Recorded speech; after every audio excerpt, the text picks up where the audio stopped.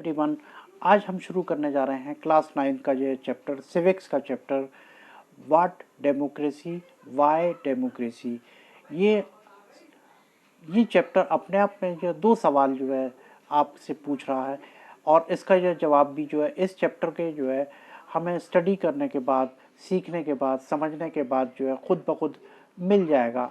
बहुत ही बढ़िया interesting chapter है, आपको अच्छे से समझ में आएगा। हमने बहुत एक्सप्लेनेशन के साथ ये इस प्रेजेंटेशन को ये बनाया है, बहुत ध्यान से देखिएगा, आपके बहुत काम आने वाला है। परीक्षा में बहुत ही इम्पोर्टेंट चैप्टर है और बहुत ही आसान है, आपकी ज़िंदगी से भी जो है ये जुड़ा हुआ ये चैप्टर है। तो चलिए हम अपनी प्रेजेंटेशन ये शुरू करते हैं। आपको जो है ये प्रेजेंटेशन के ज़रिए से जो है ये चैप्टर बहुत अच्छे से समझ में आएगा।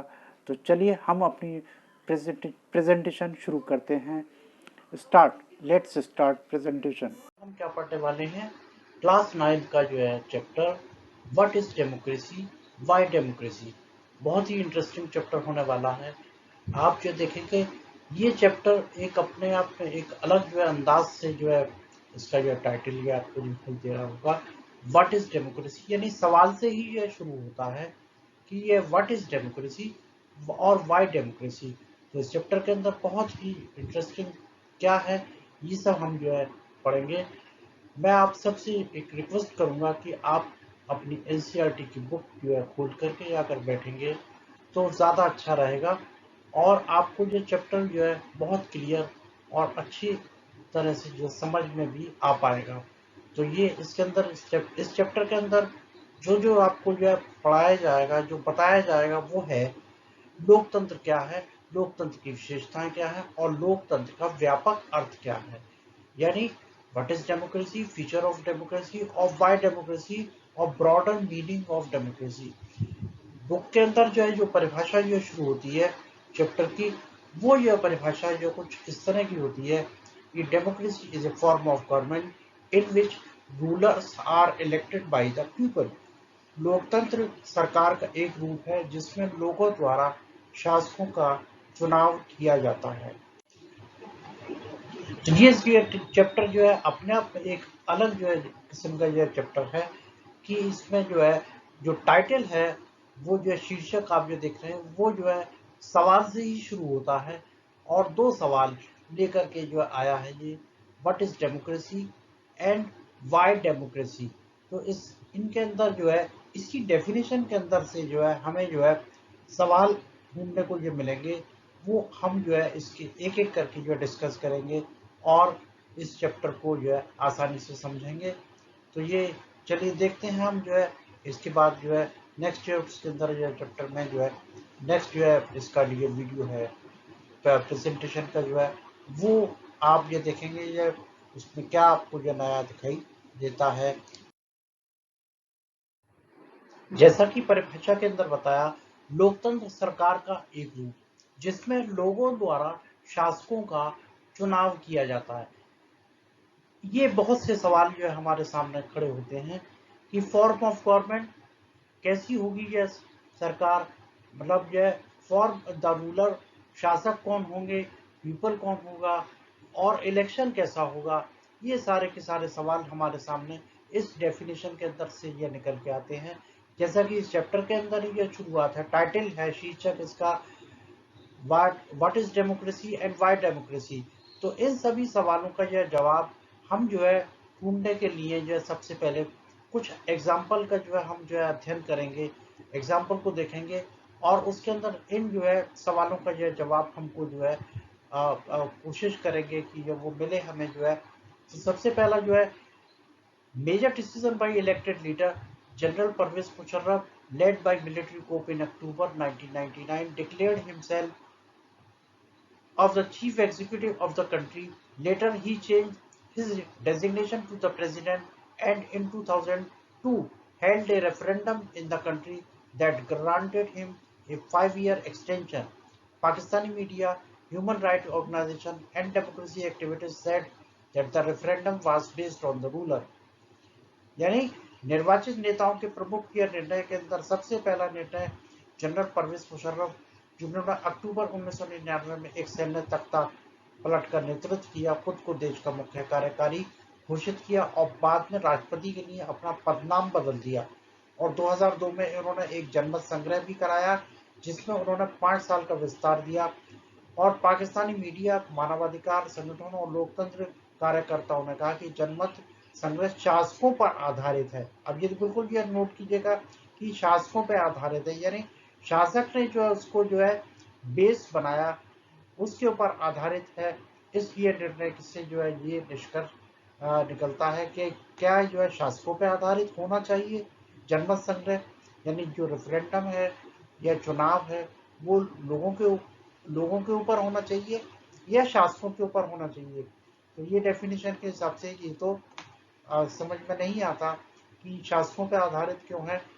तो इसको भी हम जो है आगे स्टडी करेंगे। तो चलिए देखते हैं आगे का video.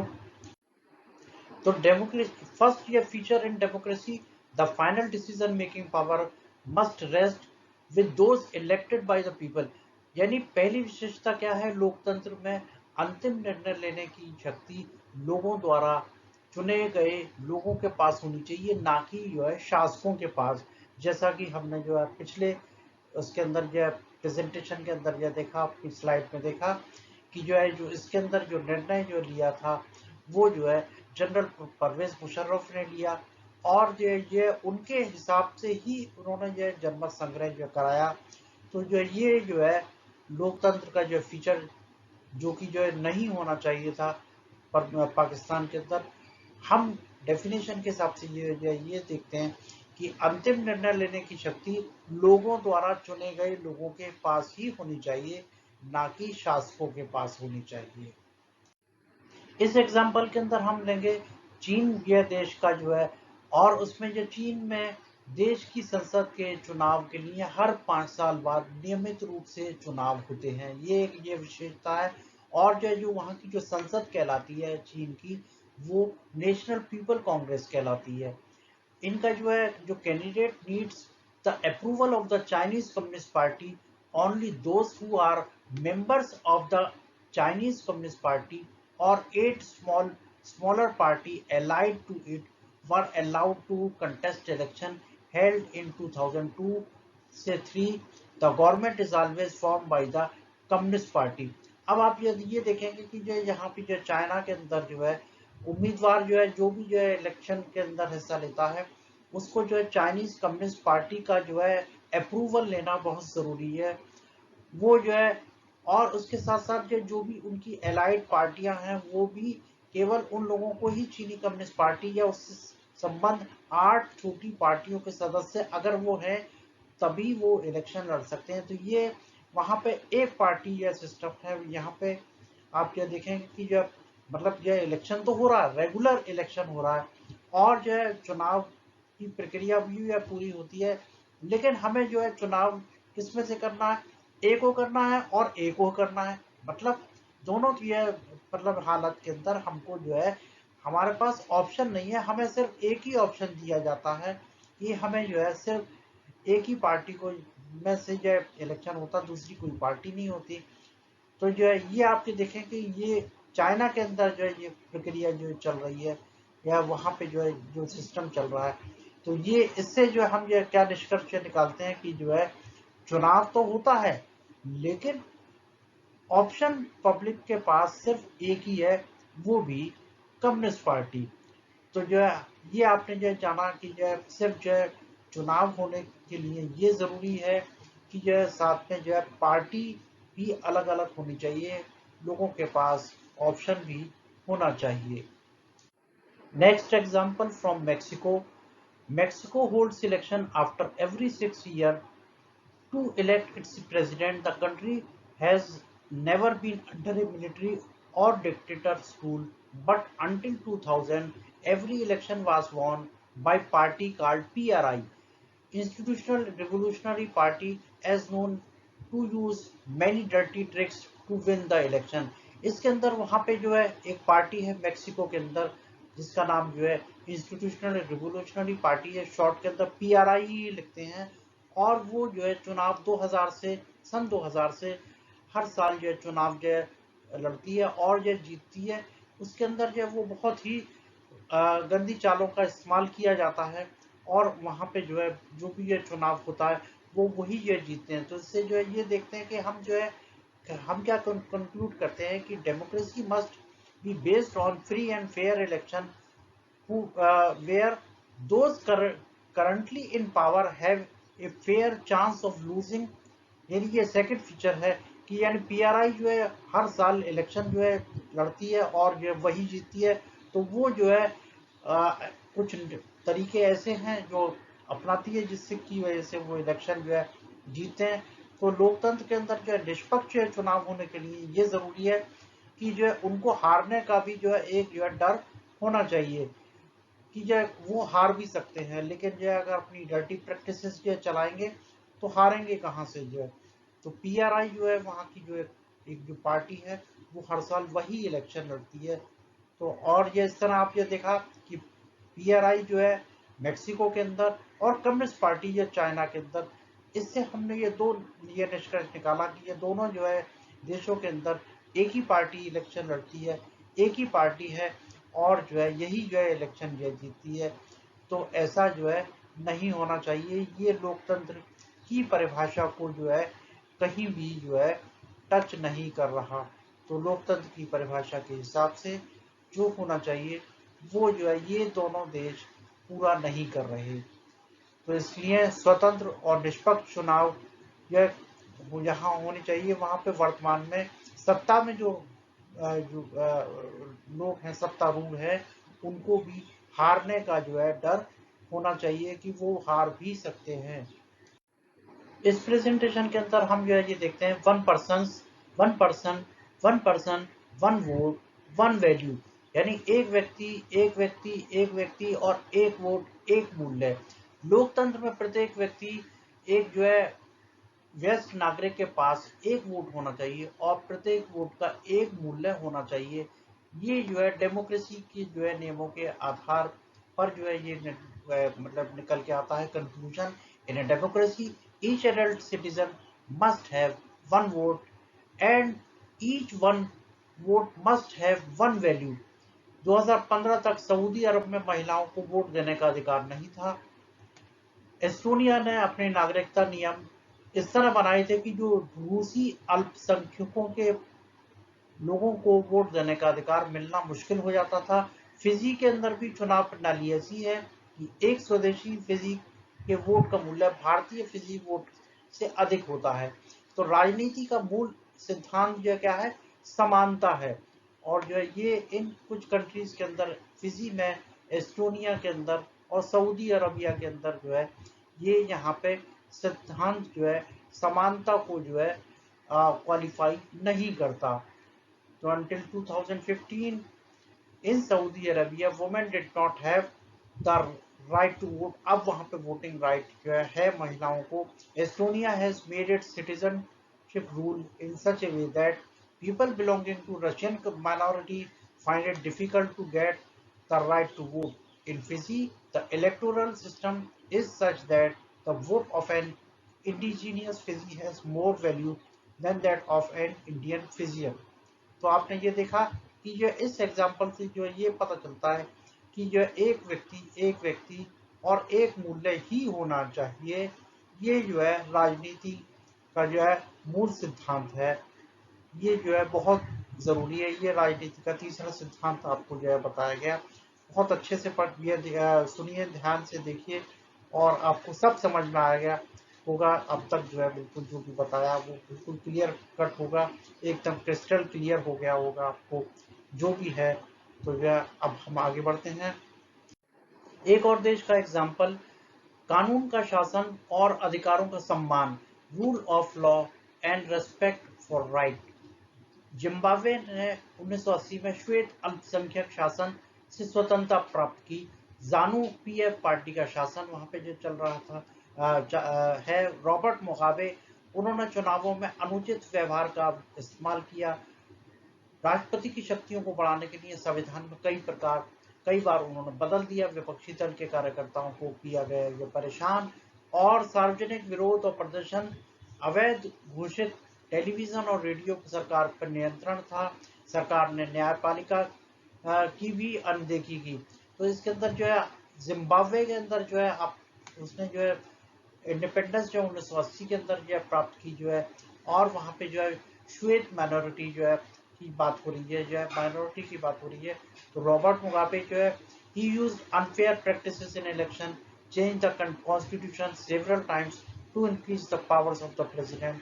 Opposition party workers were harassed, people protest and demonstration declared illegal, television and radio were controlled by the government, judiciary was also ignored by the government. तो इसमें आपने देखा जिम्बाब्वे के अंदर किस तरह जो है श्वेत अल्पसंख्यक लोगों के साथ जो है व्यवहार किया जाता था, जो है वहाँ पे मतलब कानून की नजर में, कानून के शासन में अधिकारों का सम्मान होना जरूरी है। कानून के नजर में सभी बराबर हैं और यह लॉ जो है सबके लिए बराबर है। ये जो है राजनीति का सिद्धांत, डेमोक्रेसी के सिद्धांतों में से एक है। तो अब तक हमने ये क्या समझा, what can be learn from this, popular government can be undemocratic, यानी पॉपुलर गवर्नमेंट अनडेमोक्रेटिक हो सकती है, अलोकतांत्रिक हो सकती है, लोकप्रिय सरकार अलोकतांत्रिक हो सकती है। ये दोनों पहलू हमें लोकतंत्र की चौथी और अंतिम विशेषता देते हैं। एक लोकतांत्रिक सरकार संवैधानिक कानून और नागरिकों के अधिकारों द्वारा निर्धारित सीमाओं के भीतर ही शासन करती है। इससे हम जो ये निष्कर्ष निकालते हैं, both these aspects give us fourth and final feature of democracy, a democratic government rules within the limits set by the constitutional law and the citizen right। तो इससे हम जो है लोकतंत्र की जो परिभाषा जो है के जो सवाल हमारे जो में जो चल रहे थे हमारे चैप्टर के अंदर, वो जो है तकरीबन जो है अब आपको बिल्कुल क्लियर हो गए होंगे, समझ में आ गए होंगे अच्छे से। तो जो है अब हम आगे जो है और इसकी नेक्स्ट फीचर के ऊपर बात। तो चैप्टर का जो है सारांश क्या निकल के आता है, लोकतंत्र सरकार का एक रूप है जिसमें लोगों द्वारा शासकों का चुनाव किया जाता है। जनता द्वारा चुने गए शासक सभी बड़े फैसले लेते हैं। चुनाव लोगों को वर्तमान शासकों को बदलने के लिए एक विकल्प, एक ऑप्शन और एक उचित अवसर प्रदान करते हैं। यह विकल्प और अवसर सभी लोगों के लिए समान और आधार पर उपलब्ध हैं तथा इस विकल्प का प्रयोग संविधान और नागरिकों के अधिकारों की बुनियादी नियमों द्वारा सीमित सरकार की ओर किया जाता है। The summary definition is called democracy is a form of government in which the rulers are elected by the people. Rulers elected by the people take all the major decision। लोगों के द्वारा जो निर्णय जो लिए जाते हैं वो जो है जो सेलेक्टेड या और इलेक्टेड लोग होते हैं उन्हीं के द्वारा लिए जाते हैं। Election offer a choice and fair opportunity to the people to change the current ruler. The choice of opportunities is available to all the people on the equal basis, and the exercise of the choice lead to the government limited by the basic rule and the constitution citizens right। तो ये अब तक जो हमने जो है पढ़ा, तो ये इस डेफिनेशन के अंदर बिल्कुल क्लियर कट हो गया कि जो डेफिनेशन हम जो शुरू में लेके चले थे, जो हमारा जो है चैप्टर का जो टाइटल जो है जो था उसके अंदर जो है ये बात बिल्कुल क्लियर हो गई हमको जो है इस डेफिनेशन से, और एग्जाम्पल की जो है सहायता से हमने जो है ये जाना कि जो है लोकतंत्र की डेफिनेशन के आधार पर जो है किस तरह का लोकतंत्र होना चाहिए।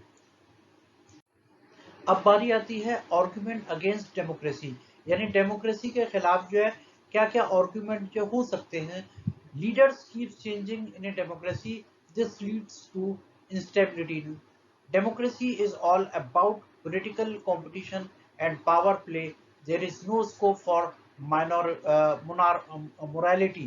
So many people have to be consulted in a democracy that it leads to delay. Elected leaders do not know the best interest of the people. It leads to bad decision. Democracy leads to corruption. For it is based on electoral competition.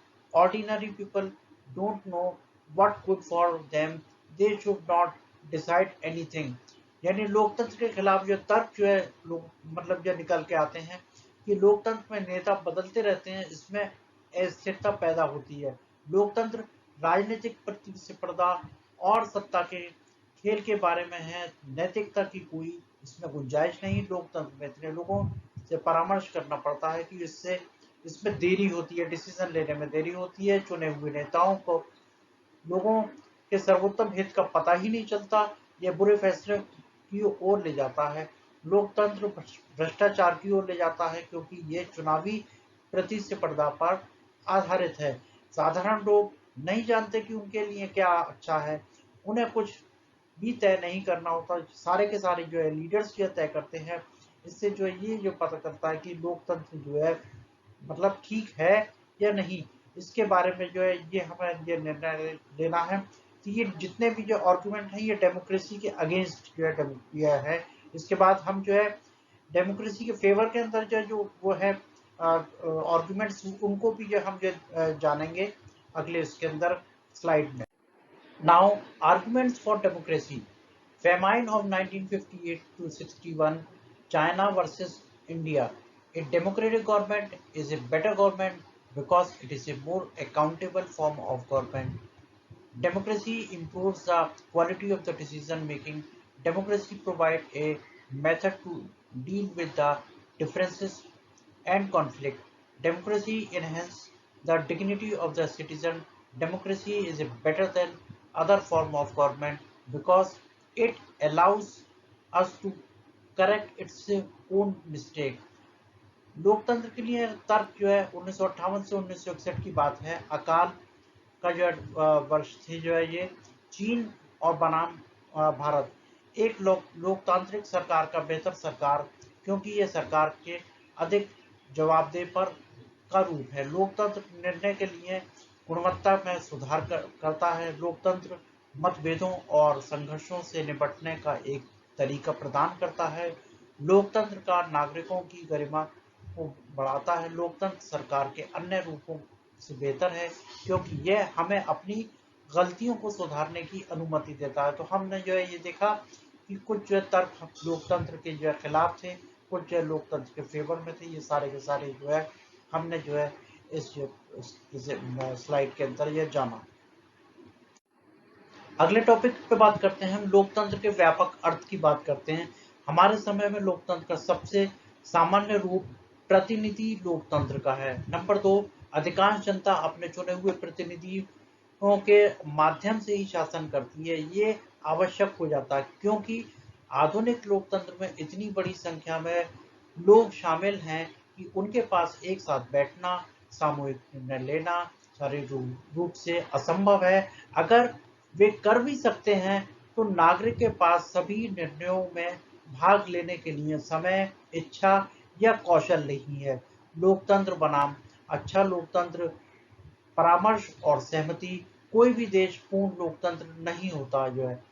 Broader meaning of democracy, the most common form of democracy takes in our time is that of a representative democracy. The majority of the people rule through their elected representative. This becomes necessary because modern democracy involves such a large number of people that is physically impossible for them to sit together and take a collective decision. Even if they could, the citizen does not have the time, the, the desire, and the skill to take part in the decision. Democracy versus good democracy, consultation and consent इसके अंदर जो शामिल होती है। Countries perfect democracy, no country perfect democracy, यानी किसी भी देश के अंदर परफेक्ट डेमोक्रेसी नहीं हो सकती। ये हम ये बहुत से ये सवाल इसके अंदर हमको ये निकल के आए, इससे हमें मीनिंग का पता चला, ब्रॉडर मीनिंग ऑफ डेमोक्रेसी के बारे में। अब बारी आती है इम्पोर्टेंट क्वेश्चन की। Number 1, what do you mean by democracy, what are its feature. लोकतंत्र से आप क्या समझते हैं, इसकी विशेषताएं लिखेंगे। ये हमने स्लाइड के जरिए आपको बता दिया गया। Number 2, argument for against for disadvantages demerits of democracy, लोकतंत्र के नुकसान अवगुणों के खिलाफ तर्क। Number 3, arguments for advantages, merits of democracy, लोकतंत्र के लाभ गुणों के लिए तर्क देना। Number 4, specific story Pakistan legal framework order China Mexican and Zimbabwe, विशिष्ट कहानी पाकिस्तानी कानूनी ढांचा आदेश चीन मैक्सिको और Zimbabwe. Number 5, why representative democracy is necessary, प्रतिनिधि लोकतंत्र क्यों आवश्यक है। बहुत अच्छे से इन सवालों को कर लीजिए, बहुत ही काम आने वाले हैं, परीक्षा के लिहाज से बहुत ही इम्पॉर्टेंट हैं। कुछ छोटे सवाल भी हैं, वो अगली स्लाइड के अंदर आप जो है देख पाएंगे। सारे के सारे जो है इम्पोर्टेंट टॉपिक इस चैप्टर में आने वाले वो हमने जो डिस्कस कर दिए। आपको अच्छे से समझ में आ गया होगा कि यह डेमोक्रेसी क्या है, डेमोक्रेसी के जो है फायदे कितने हैं, डेमोक्रेसी के नुकसान क्या हैं, और जो है बहुत से जो सवाल आपके जो है जो जहन के अंदर थे इस जो है चैप्टर को यह एक जब प्रश्न के रूप में जो है प्रस्तुत किया गया, तो वो भी यह सारे प्रश्न जो है आपको जो बिल्कुल क्लियर हो गए। इसके साथ अब आता है इम्पोर्टेंट क्वेश्चन यार, जैसे कि परीक्षा के अंदर जो आने वाले सवाल कुछ इस तरह के होंगे। Important question. There is some information about the country. Based on this information, how would you classify each of these countries, right, democratic or undemocratic, or not sure against each of these? A country people do not have, except the country's official religion, do not have a right to vote. Answer होगा undemocratic. Countries B है कोई, the same party has the winning election for last 20 year, यानी 20 साल से एक ही party जो है election ये लड़ती आ रही है, तो इसका आंसर डेमोक्रेटिक। ये नहीं कह सकते कि यह डेमोक्रेटिक है या अनडेमोक्रेटिक है, हम नॉट श्योर भी लिख सकते हैं। कंट्री सी है कोई ruling party has lost in the last 3 election, answer democratic, यानी रूलिंग पार्टी इलेक्शन हार सकती है, ये एक जो है इम्पॉर्टेंट फीचर होता है, इसलिए हम इसको ये डेमोक्रेटिक कहेंगे। डी कंट्री है there is no independent election commission, कोई इलेक्शन कमीशन नहीं है, तो उस ये हालत के अंदर भी हम जो ये कहेंगे कि ये वो आंसर अनडेमोक्रेटिक होगा। इसके बाद here is some information about the countries based on the information. How would you classify each of these countries, right, democratic, undemocratic, or not sure against each of these? A country P country है parliament cannot pass a law without any army with the consent of the chief army, undemocratic, यानी chief army से जब पूछने की क्या जरूरत है कि ये हम लॉ पास करें या नहीं करें, तो ये अनडेमोक्रेटिक होगा। Be the parliament can not pass a law reducing the powers of the judiciary, judiciary की पावर को रिड्यूस करके क्या कोई कंट्री या कोई पार्लियामेंट डेमोक्रेटिक हो सकती है, अनडेमोक्रेटिक होगी। इसका answer see the country's leader can not sign any treaty with authority another country without taking a permission from neighboring country, answer not sure. Countries as all major economic decisions about the countries are taken official of the central cabinet and minister cannot change, answer not sure. तो इस तरह जो है ये important question की जो कुछ part हैं, कुछ इसी तरह के सवाल जो आपकी परीक्षा में आने वाले हैं होते हैं और आएंगे, तो उनको आप बहुत अच्छे से करिएगा, इस चैप्टर को जो बहुत सही से पढ़िएगा। आगे हम कुछ और जो है सवाल ये देखेंगे, कुछ इंपॉर्टेंट सवाल इसी का जो हिंदी रूपांतर पिछली स्लाइड से ही ये महत्वपूर्ण प्रश्न हिंदी के अंदर जो दिए हुए हैं, इसी तरह के सवाल आपकी परीक्षा के अंदर आने वाले हैं, प्रश्न आने वाले हैं, जिसके अंदर एक स्टेटमेंट आपको दी हुई होगी जिसमें आपको बताना होगा कि ये लोकतांत्रिक स्टेटमेंट है या अलोकतांत्रिक स्टेटमेंट है, या जो है इसके बारे में आप श्योर नहीं है, इसके बारे में आपको जो है लिखना होगा। ये 1 मार्क्स जो है क्वेश्चन होंगे, बहुत अच्छे से करिएगा और जो है निश्चिंत होकर के जो है जवाब दीजिए, कॉन्फिडेंटली जो है जवाब दीजिएगा, लेकिन जो है चैप्टर को जो है बहुत अच्छे से जो है समझ में आ गया होगा। अब आप जो है अगले जो है वीडियो की जो है वेट कीजिएगा, इंतज़ार कीजिएगा, तब तक के लिए जो है thank you very much, very very much, thank you.